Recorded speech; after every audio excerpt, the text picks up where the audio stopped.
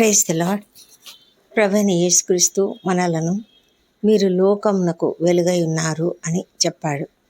అంతేకాదు, మనము లోకానికి వెలుగుగా ఉండడం అంటే మనుషుల ఎదుట మన వెలుగు ప్రకాశింపనివ్వాలి.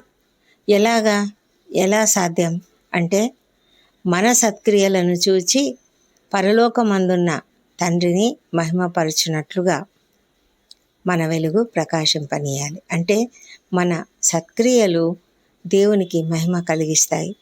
దేవునిని మనం ఎప్పుడైతే మహిమపరుస్తామో అప్పుడు మనము ఒక వెలుగులాగా ప్రకాశిస్తామన్నమాట. కాబట్టి మన జీవితాలలో మనము ఏం చేస్తున్నాము, ఎలా మాట్లాడుతున్నాము, మన క్రియలేంటి, మన ప్రవర్తన ఏంటి, మన యొక్క మాట తీరేంటి, మనము ప్రతి విషయంలో కూడా దేవునికి మహిమకరంగా జీవించినట్లయితే మనము మనుషుల ఎదుట దేవుని యొక్క వెలుగును ప్రకాశింపజేయగలము. మన మాటలు ఇతరులకు క్షేమాభివృద్ధిని కలిగించేవిగా ఉన్నాయా?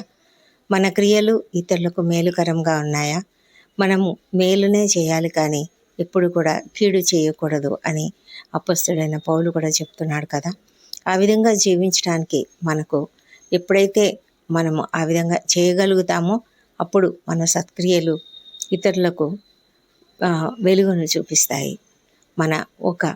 మనం ఏమీ చేయలేకపోయినా వారి కొరకు ప్రార్థన చేయడం, వారిని ఆదరణతో ఆదరించి మాట్లాడడం, వాళ్లకు ఆదరణ కలిగించడం, నెమ్మదిని కలిగించడం, ధైర్యం చెప్పడం, ఇలాంటి పనులు చేయడం ద్వారా కూడా మనము ఎంతో మేలు చేసిన వారం అవుతాము. కనుక మన ప్రార్థనలలో మనము ప్రతి ఒక్కరిని జ్ఞాపకం చేసుకొని విజ్ఞాపన ప్రార్థనలు చేయడం, ఇతరులకు మన జీవితంలో దేవుడు చేసిన గొప్ప కార్యాలను గురించి సాక్ష్యం చెప్పడం, వీలైనంత వరకు సాధ్యమైనంత వరకు ప్రతి ఒక్కరికి సహాయం చేయడం, దీని ద్వారానే మనము సత్క్రియలు చేయగలము. ఆ విధంగా సత్క్రియలు చేయటం ద్వారా దేవుని మహిమపరచగలం. ఆ విధంగా మహిమపరిచినప్పుడు దేవుని యొక్క వెలుగు మన ద్వారా వారి ఎదుట ప్రకాశిస్తుంది. ఆ విధంగా ప్రకాశించే ఒక దీపంగా ఉంటావా? దీప స్తంభము మీద నిలబెట్టిన ఒక దీపంలాగా, కొండ మీద కట్టబడిన పట్టణంలాగా వెలుగుమయమై ప్రకాశిస్తూ ఉంటావా? అదే కదా దేవుడు నిన్ను కోరుకుంటున్నాడు నీ దగ్గర నుంచి.